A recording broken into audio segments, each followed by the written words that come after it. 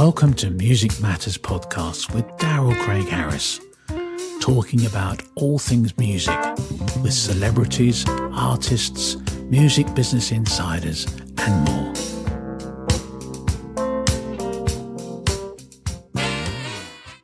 Mike and Mystina from Cult Jam. How are you guys doing today? All right. I'm great. Doing good. I'm great. Yeah, you're looking amazing, Mystina. Cult Jam, everybody would probably know Cult Jam from back in the day. At that point, it was Lisa and Cult Jam, but of course the band has changed and moved on in a good way. You have new music coming out. You guys are getting awesome response for your music online with streaming, YouTube, all that kind of thing. So tell me the story. You're a New York-based group, and always have been. I think Brooklyn is where you're from. Mike, tell me about how you guys got started back in the day. Oh man, Brooklyn turned out to be a mega connection for a lot of great musicians, a lot of great bands. So, I grew up, with Crown Heights Affair and Sky and groups like that. And Full Force, my mentors, came to my street, and they had already been in the music business, in ways. So they were like performing, and they got some of us to pick up instruments and play. So even from way back, I was being mentored, and we would go and they would open up for bands like GQ and things like that in these Brooklyn clubs, Right. So that was always in all of us, wanting to play music and wanting to be, Earth, Wind & Fire, wanting to be, Cameo, wanting to be those groups, And in my high school and in my neighborhood, I ended up meeting this young rapper named Kango, and I introduced him to Full Force, and they became UTFO. So UTFO became the first group that Full Force produced, and that opened up the doors for them as producers because they were, having a little hard time as artists. So UTFO opened the doors as producers, and then they kept writing, and they wrote this wonderful song. B-Fine with this wonderful song called I Wonder If I Take You Home. And, at Sami, I told you I was working with them, and I had met Alex a year prior to that at this college party. And I saw him playing piano in this little area, this little music room in this college. He was playing piano. He had girls around him. I said, this guy is cool. Yeah, I got a piece of that. Alex is your other co-founder with Cult Jam. Yeah, right? the other Cult Jam and Mystina, my partner from day one. Awesome. And I got to know him, and I said, I want, if I ever do something, and it's funny how things work out in life. I meet this guy, and in my mind, I'm like, if I ever do something, I would have this guy. And little do you know, this song, that Full Force, gets put right on my lap, and I'm saying, wow, this is the perfect opportunity to use this guy. And I had been hanging out with him, and he was playing with this other band at the time. He was playing bass with this other band, this guitar player named Vernon Reed, band called Living Color. Yeah. And so they were just, struggling to get something going. And I said, Alex, you should come with me to this group, because I think we're going to have something going on. He said, are you sure? I said, yeah. So it's like, how much money is it? Yeah. And they're grabbing him away. It's worked out okay. I chose some friends of mine. Yeah, I chose some friends of mine at a club that I was looking for a girl, because Full Force wanted a girl to sing the song. And we were looking at the Madonna, Shannon type thing, and we knew that, the Latin freestyle was really hot. So we were looking for a Latin girl that can, that can come in that way, And so I was introduced to Lisa by a friend of mine, Fareed, and I brought her to Brooklyn, and me, her, and Alex got together, and we spoke about it. We tried to lay down some tracks so Full Force can hear. I took them to Full Force, and they were like, okay, we're gonna record the song with y'all, and that's basically how I Wonder If I Take You Home got recorded. We went back to work. We just recorded a song. So what? Everyone records a song. We just recorded a song and went back to work doing our thing. And 6 months later, that song was on the radio, blowing up all over New York. And we had to get together and start doing shows right away. So Lisa's Cult Jam just kind of just blew up right off the bat. Yeah. Yeah, so that was your first single, I think, off the first album, and then the second album. Between both those albums, you had a lot of hits. I wonder if I can take you home. Can you feel the beat? All cried out, head to toe, lost in emotion, which is sort of like an Eddie soundtrack, Yes, which is yes. crazy. And then let's move up to today because we have your new lead singer, Mystina, who's joining us here. How you doing, Mystina? I'm good. How are you? So tell me the story how you connected. Obviously, Lisa moved on to other things. She's doing her own thing, which is cool. And again, I love how you guys have handled that whole situation, which is awesome. It's all positivity and everybody's working. So that's a win for everybody. But tell Right. me about how you guys got connected. Well, Alex, he's been just a working musician, ever since Cult Jam disbanded initially. He's just, been a touring, working musician, working with all types of different artists and everything like that. So naturally, when I was doing the performance scene in New York City a little bit, we would actually come into the same spaces with people. In a way, we working with the same kind of people. Yeah, it's the same group of guys. It's the same group. Yeah. So, Alex was looking to put something together, maybe something as a tribute or something, and as a working performer, I'm used to all kinds of tribute bands, Right. but I'm also an artist at the end of the day because I've done studio work and I'm a poet. I love poetry. So yeah, a mutual friend of ours, Michelangelo, was a great performer in the New York City scene. He knew Alex very well, and he told Alex, "Oh, you know what? I know a girl. She's gonna be like perfect, whatever, and stuff." So I sent Alex some of the things that I was doing already with my husband, with the different band we have, Karma's Tea. And Alex was like, "All right, this might work. This might work." So he's like forwarding some things to Mike over here. And, because they were in the midst of just creating new stuff. They were just kind of forwarding just to test me out to see how well I gel with their writing style. And let me tell you, their music is up my alley. Like the way that they write, the way that they are as artists, I'm like, oh my God, it felt easy. It just felt easy to write to their stuff. So I was doing a live performance with my husband, and Mike was like, I gotta come check out the show. So he came all the way from wherever he was at in the city to Long Island, and he saw the show, and he was just like, that's it. That's the energy that I want. I could see it right there. So I was very fortunate since to just like work with them, especially on like an artistic level, which is great. Performing live, great. Performing other people's songs is wonderful, but at the core of us, we're artists and we love to express ourselves and all that good stuff. So Right. And it's a legacy act, but at the same Yeah. time, you want to keep it fresh and you want to be Exactly. creating new. Mike, talk a little bit about that because people love those songs, the songs that you guys had hits with. Talk about how you approach that from artistic standpoint, dealing with the legacy versus also making something new. If you could talk about that. It's like just putting on your jeans that you had for a long time, and so when you go right into them, it's just a natural feel. And Mystina brings her own thing to it, which is fabulous. Her own energy. She brings her own energy to the group itself. You know what I mean? Like, I always say she keeps us young, you know. So she brings that youthful energy to the songs, to the material, to new stuff and the old. So it kind of blends together when we perform them. The new stuff and the old stuff kind of blend together, So it's yeah. I mean, and that you always get a big crowd reaction when you do. I wonder if I take you home and head to toe and stuff like that.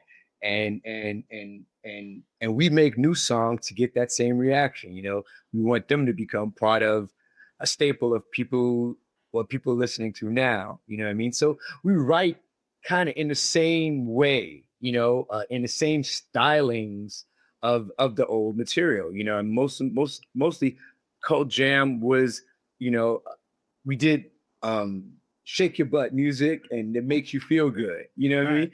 You know how Earth and the Fire music always made you feel good, you dance and sing and just love the lyrics. And that's the way we write, and it makes you feel good and it makes you just want to dance and boogie around and that's the way the old stuff was, and that's the way the new stuff is. Mystina, talk about, if you could, taking on that task of singing songs that were a hit by somebody else, and how you approach that, trying to add your own flavor, or what's your thought when you first kind of take on that job?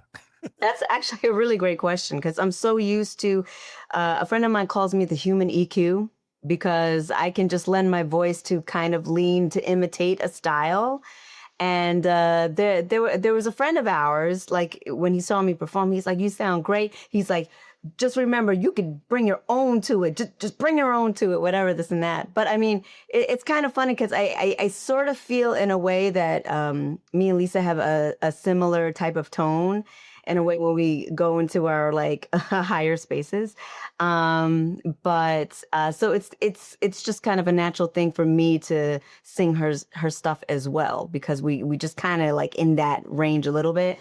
But it's also interesting as an artist, like I get into like this whole other kind of vibe and this whole other phase. And I do favor my lower end. I do like to be in that Karen Carpenter space. Which is not easy to do. Well, you know what? When I think when your voice kind of naturally falls in that area, that Right. space, it's like, oh, okay, like yeah, that's cool, whatever, and stuff. But yeah, I when I approach the older stuff, I'd like to. I'm the kind of person that really does like to stick to the integrity of what they were trying to do, the vibe, and all of that, because that's what people want to hear. Exactly. When they hear the old stuff, they really don't want to hear your interpretation of it. Now, that can come after they had a familiar relationship with you as an artist. For now, I'm like, what do you need me to do? I'm a soldier. Like I will honor the integrity of what that song was, that vibe, that lightheartedness that she brought to it, that kind of thing. So yeah, and I think, and I'm a musician too. I've worked a lot of legacy act, and I think that's the totally smart path because you got to give them what they want, and then they'll listen to what you have new, right? exactly. It opens that door, building trust with the audience. Talk about both of you about writing new material and how you guys approach that. Is it collaborative? How does that work? Totally. It's Alex is a gimmick guy. I mean, he likes toys, and he'll walk around.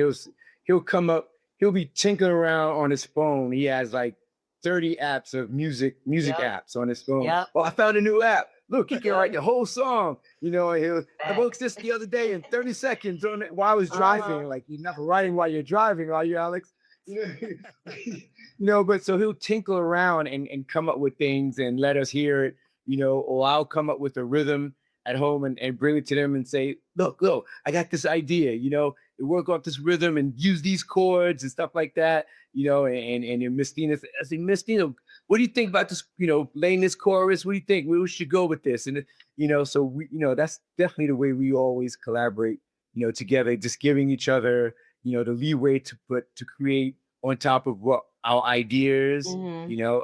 And then we put it all together, and so we as writers, now we're just not just writers, but writers, producers, so, Right. Yeah.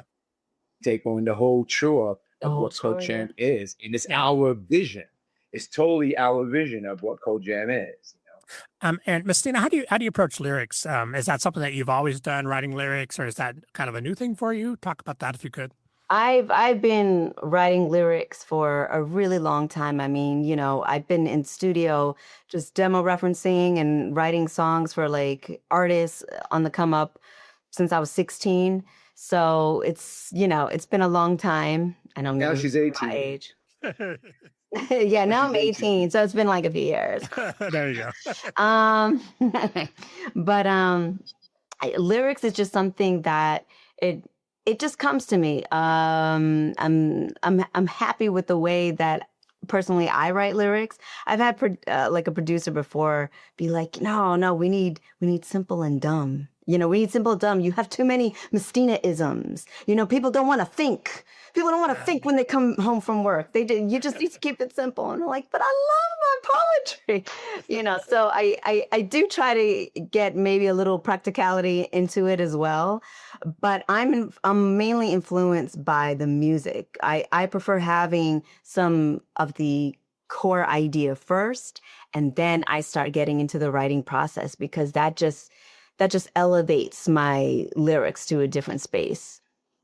If you could talk about, and I've worked with a lot of Brooklynites. I've worked with J-Lo and a bunch of other folks, but doing production. But talk about Brooklyn, because Brooklyn, there's something in the water in Brooklyn, because there's a lot of amazing artists that have come out in Brooklyn.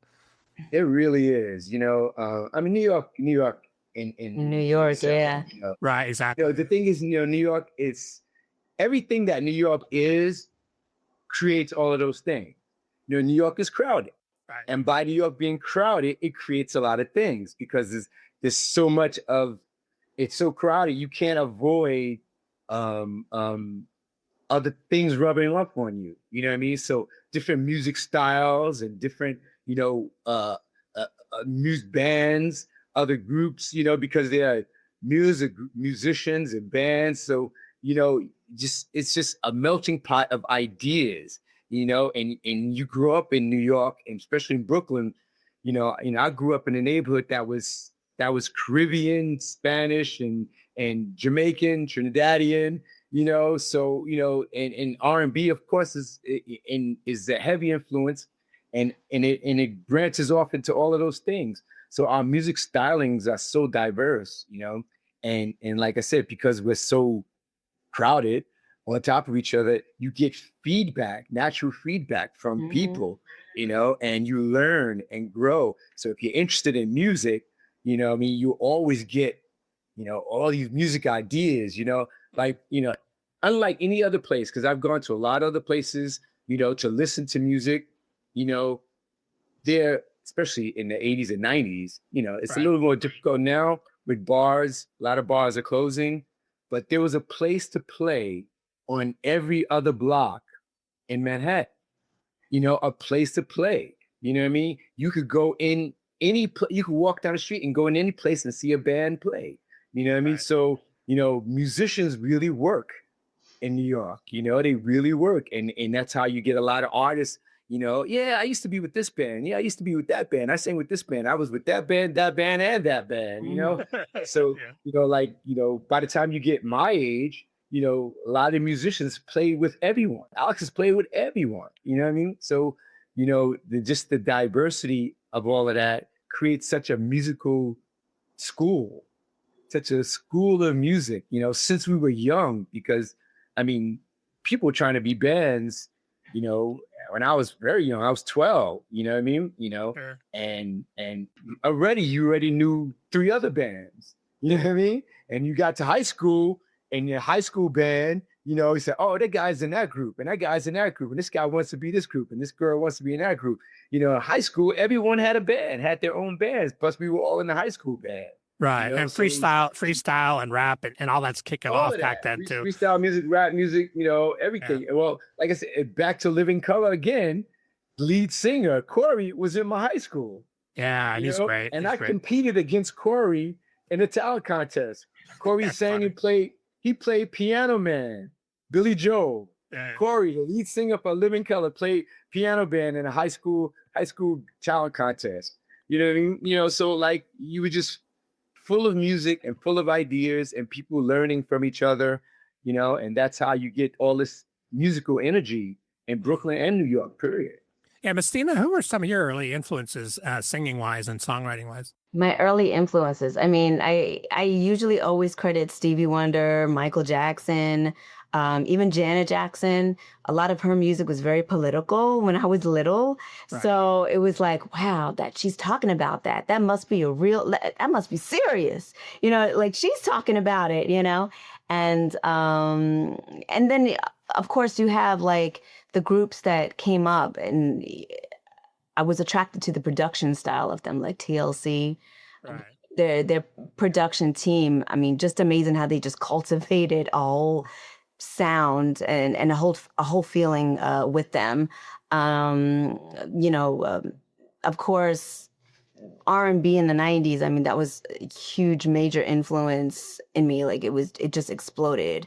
Huge, I can name you so many artists that I would listen to getting ready for school. I'm like, dang, like that's what I strive for, to bring like some sort of that feeling, that energy, like just magical. Yeah, and a lot of joy too. And I love actually you guys, your energy is very positive, which I appreciate as a musician, especially because as it's not easy, as we know, as to survive and to make it happen after all these years. And it's awesome that you guys are both positive and making it happen. And I think that's what you have to hold on to, like the reason why you started performing in the first place, because it was Yeah. supposed to be fun, right? Yeah. Right. Yep. Right. Yep. Yeah, industry is definitely not easy, and it never was, but now it's such a, you can't even put it into, it's so fragmented. That's the best way I can look at it. It's fragmented, you get you have a song, you have a group, you get a label deal, and you push through promotion, you go meet DJs and promoters, and you work your way to radio. There's a path. Right. Now it's just fragmented. It's a free for all. For Yeah, sure. it's totally a free fall. So it's tough, but I mean, I love, most of all, I love performing, and I think I hold on to that mostly. Recording, I look at recording as a way to perform. Right. Yeah, Yeah. It's just part of the process. Yeah. Some people they love to record. I like writing songs. They can have a vault of 1,000 songs like Prince. You know what I mean? And you have this giant vault. You know what I mean? The vault outlived him. You know what I mean? To me, it's recording is a way to perform. You record something, you get it out there to people, and then you show people, this is what our song, this is a vision of our song. You let people hear it, and you get a chance to travel and play. Because traveling and playing, that was the it for me. I mean, think this all started for me. I was 21 years old, traveling and playing and getting paid for it. Right. There's just no greater satisfaction just to be able to just go out and have audiences and do what you do and do what you love, and let people see it. And that's, and now 40 years later, that's still in my heart. I want to just go out there and say, here's our music, here's the old music, here's the new music, here's what we are. And here I am, here's us, our presentation to you. We love you, we want you to love us back. You know what I mean? At the end of the day, it's all about love and communication and bringing some joy, because it's not an easy life these days. So if you can bring some joy and a smile onto your audience faces, that's an awesome thing, and a big responsibility too. But it's nice that you guys are carrying on the legacy. Mystina, talk about, if you could, and Mike as well, advice for young artists. As we just talked about, it's not an easy road, but what are a couple of things that you guys have each learned about kind of persevering and coming through adversity? Oh boy. The advice that I would give young artists, I mean, I would tell them like, take a chance on some projects and some things, but also go with your gut feeling. If something feels really bad, if you really feel that energy, then don't follow that energy whatsoever. But if it's something that you think could actually be beneficial and helping you learn something new, helping you gain a certain skill, I say 100% go for it. And it really is about persistence. You have to stay consistent and persistent. If you really truly want to do this, opportunity must find you working. Just keep on working, and the opportunities truly will get there, because eventually that somebody that you work with will know somebody else who knows somebody else and stuff like that. So, if you don't want to do a plan B, then don't do a plan B. Stick to your plan A, but really make sure that you're doing the grassroots work first. Mike, how about you? Yeah. I mean, wow. Perform. Yeah. You know what I mean? Go out there, let people see you. Yeah. I mean, perform with other people, and don't let people discourage you. Learn from the experiences and move on.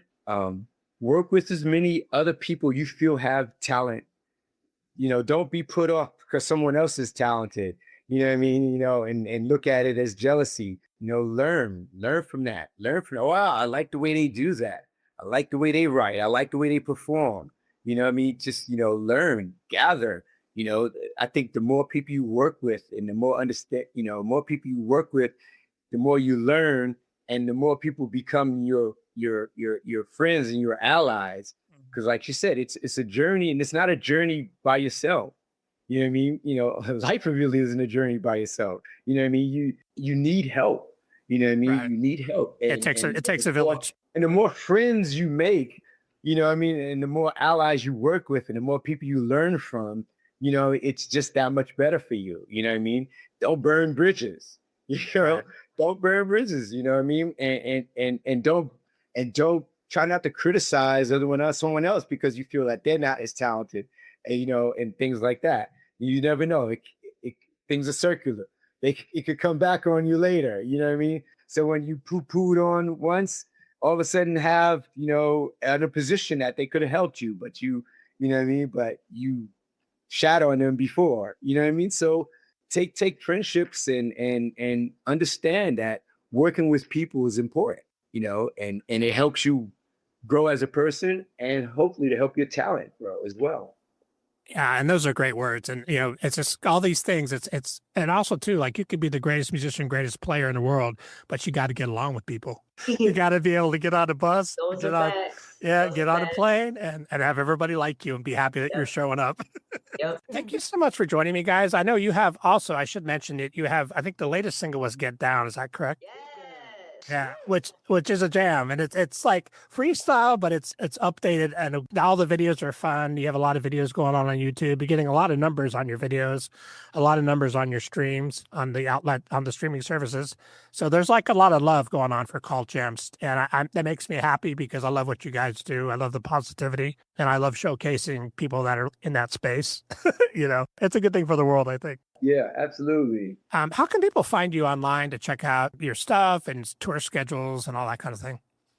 Well, we're on Instagram, Cult Jam Love. You can follow us. Cult Jam Love. Yes, on Instagram and on Facebook, on the Facebook. And we have our website, cultjammusic.com, more corporate, so those are three places you can go to.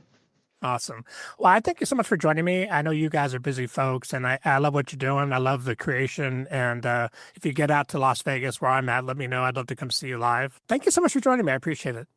Thank you. Thank you. Appreciate you, Darrell. All right, man. Have a great day, you guys. Thanks for joining us, and please consider subscribing to our podcast and follow us on our social media pages for guest announcements.